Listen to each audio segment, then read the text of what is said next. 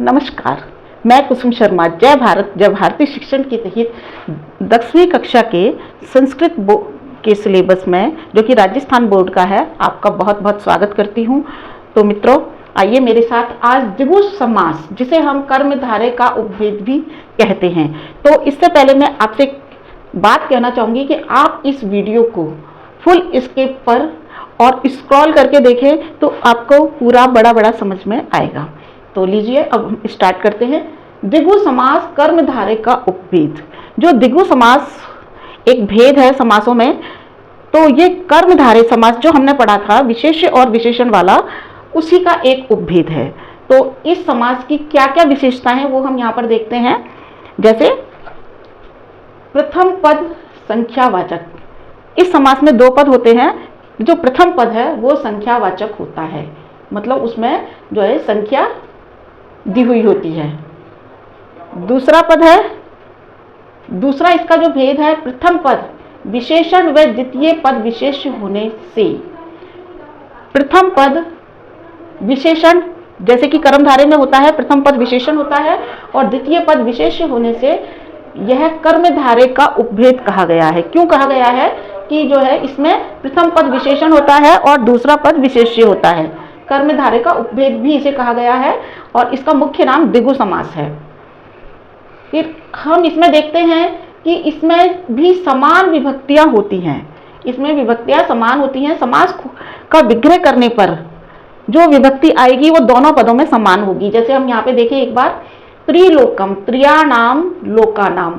त्रियाणाम लोकानाम, यानी इसमें भी जो है ना षष्ठी विभक्ति है और इसमें भी षष्ठी विभक्ति बहुवचन है। तो दोनों पदों में जो है समान विभक्ति होती है। ये मैंने ऊपर यहाँ पे लिखा हुआ है। तीसरा है समाहार के अर्थ में। ये समास समाहार के अर्थ में, यानी एक ग्रुप के अर्थ में होता है, ग्रुप के लिए होता है। जैसे एकत्रित हो या समूह हो तो तब इस समास का प्रयोग होता है। एक छोटा सा हम देख लेते हैं। जैसे चौराहा, यानी चार राहें जहां पर मिलती हैं उसे चौराहा कहते हैं। पंचमुखी, यानी पांच मुख जहां एक साथ है वो इंसान पंचमुखी या वो देवता पंचमुखी कहलाता है। तो हम यहाँ पर ये देखेंगे कि समाहार के अर्थ में जो है द्विगु समास चलता है। इसका विग्रह करने पर हमें इस तरह से कुछ लिखना पड़ेगा, समाहार है, और ये हमारा हमेशा एक वचन में होगा। तो अब हम देखते हैं, इसके उदाहरण देख लेते हैं। एक बार हम फिर देख लें कि इसकी परिभाषा क्या क्या तीन चार चीजें हमसे कहती हैं। प्रथम पद संख्यावाचक होगा और प्रथम पद विशेषण और होगा और दूसरा विशेष्य होगा। इस कारण इसे कभी कभी कर्मधारय का उपभेद भी कह दिया जाता है, क्योंकि विशेषण, जैसे त्रिलोकम, तो त्रियाणाम लोकम, यानी तीन लोकों का समाहार है, समूह। तो जो तीन है वो इस लोक शब्द का विशेषण बन गया है। और फिर समाहार के अर्थ में हम एक वचन में, एकत्रित या समूह के अर्थ में हम इस समाहार शब्द को एक वचन में लिखते हैं। अब चलिए देखिए उदाहरण देख लेते हैं एक बार। प्रथम उदाहरण है हमारा त्रिलोकम। तो त्रिलोकम का अर्थ हुआ तीन लोकों का समूह। तीन लोकों का समूह। अब तीन लोकों का समूह इतना हम बोलें तो इससे अच्छा है कि हम इसको जो है ना समास बना लें, इसको शॉर्ट कर लें। त्रिलोकम यानी त्रियाणाम लोकानाम समाहारे।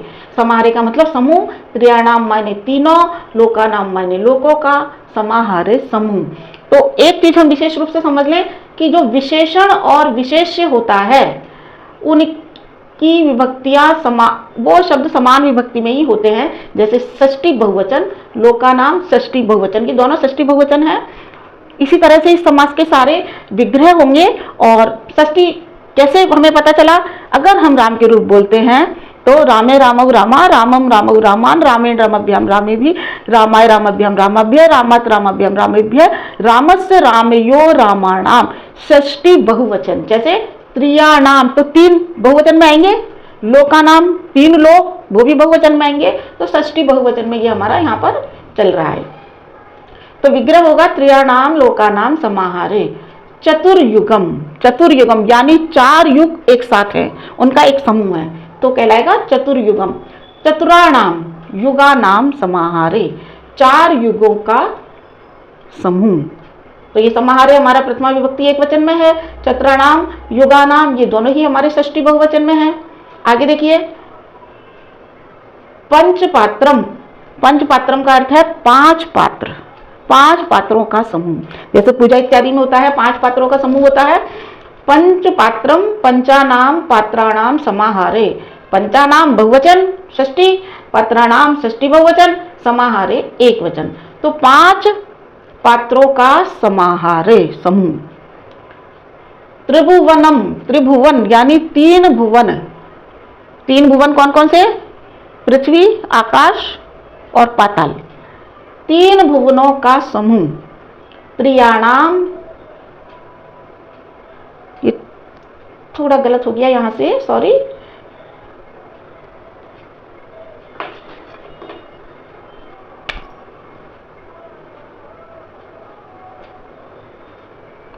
भुवना नाम समाहारे, 3 भुवनों का समूह। आगे देखिए, आगे के उदाहरण हम फिर देखते हैं। पंचवटी, पंचवटी पंचानाम वटानाम समाहारे, यानी 5 वृक्षों का समूह, 5 वृक्षों का समूह। पंचानाम वृक्षानाम समाहारे, तो जहां 5 वट वृक्ष, 5 वट वृक्ष का समूह एक जगह है तो उस स्थान का नाम पंचवटी है। पंचानाम वटानाम समाहारे। आगे देखते हैं सप्तऋषि, सप्तऋषि यानी 7 ऋषियों का समूह। तो हमने सुना है सप्तऋषि मंडल, उसके ऊपर ध्रुव तारा होता है। सप्तऋषि, तो अब देखिए सप्तऋषि जो शब्द है वो एक संधि होकर के बना है। जैसे सप्त है, विसर्ग आ गया यहाँ पे, विसर्ग से अर हुआ और फिर ये जो अर हुआ तो यहाँ पर ये हलंत वाला तय आया और यहाँ अर निकल करके आया, और जब इस ए को हमने इससे एडजस्ट किया तो तय पूरा हो गया, सप्त हो गया, और ये र हलंत वाला रह गया। और फिर इस ऋषि, फिर जब हम इसे और हमने इसमें संधि की तो जो ये वाला र है वो यहाँ पर हमें देखने को मिल रहा है, वो यहाँ पर ऊपर र आ गया है। यहाँ पर भी हम इसको लगा सकते, बता सकते हैं, तो ये यहाँ पर आपका र हो गया है। फिर अब हम इसका विग्रह करेंगे। ये तो संधि विच्छेद था और ये आपका समास का विग्रह है। सप्तानाम ऋषि नाम समाहारे, 7 ऋषियों का समूह। ये भी आप देख लीजिए, षष्ठी बहुवचन विभक्ति है, ये भी षष्ठी बहुवचन विभक्ति है, और समाहारे एक वचन प्रथमा है। चतुर्मुखी, चतुर्मुखी यानी 4 मुखों का समूह, यानी 4 मुख जहां एक जगह है। चत्राणाम मुखानाम समाहारे, यहाँ पर चत्राणाम मुखानाम समाहारे, 4 मुखों का समूह। तो ये देखते हैं हम षष्ठी बहुवचन, चतुराणाम, रामाणाम, काकी के, विभक्ति का जो कारक चिन्ह है काकी के है, तो जो षष्ठी विभक्ति का अर्थ निकला का। चतुराणाम मुखानाम, मुखों का समाहारे, समाहारे यानी समूह। षट कोण है, षटानाम कोणानाम समाहारे, 6 कोणों का समूह, 6 कोणों का समूह। षटकोण बोलते हैं, वही षटकोण है ये। षटकोण है, षटानाम 6 का कोणों का समाहारे समूह। तो अगर हम जैसे अब ये जो षष्ठी विभक्ति लगी हुई है बहुवचन वाली, और यहाँ भी लगी हुई है, तो विशेषण जो विशेष होता है, विशेषण में वही विभक्ति लगती है। हिंदी अर्थ इस तरह से अगर खोल के करें तो हिंदी अर्थ कुछ इस तरह से निकलेगा, 4 का मुखों का समाहारे, तो संक्षेप में 4 मुखों का समाहार, इस तरह से ये सारे अर्थ इस तरह से निकलते हैं। षटा नाम कोणा नाम समाहारे यानी 6 का कोणों का समाहार, तो इस तरह संस्कृत निकालते निकालते 6 कोणों का समाहार यानी समूह। तो आज ये आपका हुआ है द्विगु समास, जो कि कर्मधारय समास का भी एक उपभेद है। तो मित्रों ये तो आप इसे बार बार देखिए, सुनिए, आपको बिल्कुल क्लियर हो जाएगा।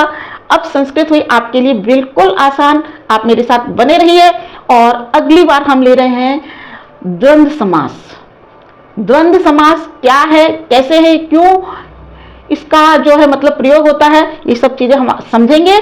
तो आपसे सभी से निवेदन है कि अपने मित्रों को और अपने साथियों को ज्यादा से ज्यादा बताएं। कक्षा 9 के विद्यार्थी भी इन सब समासों को पढ़ सकते हैं, पढ़ें और समझें। 10वीं में उनके लिए कोर्स बिल्कुल आसान हो जाएगा। 10वीं में कोर्स उनके लिए बिल्कुल आसान हो जाएगा, क्योंकि जब उनका ग्रामर का यहाँ पर बेस कंप्लीट हो जाएगा तो संस्कृत हो जाएगी फिर आसान। तो मित्रों याद रखिए, इस स्किल है इंग्लिश और हमारा गौरव है संस्कृत। प्यार से पढ़िए, प्यार से बने रहिए मेरे साथ। जय तु संस्कृतम, जय तु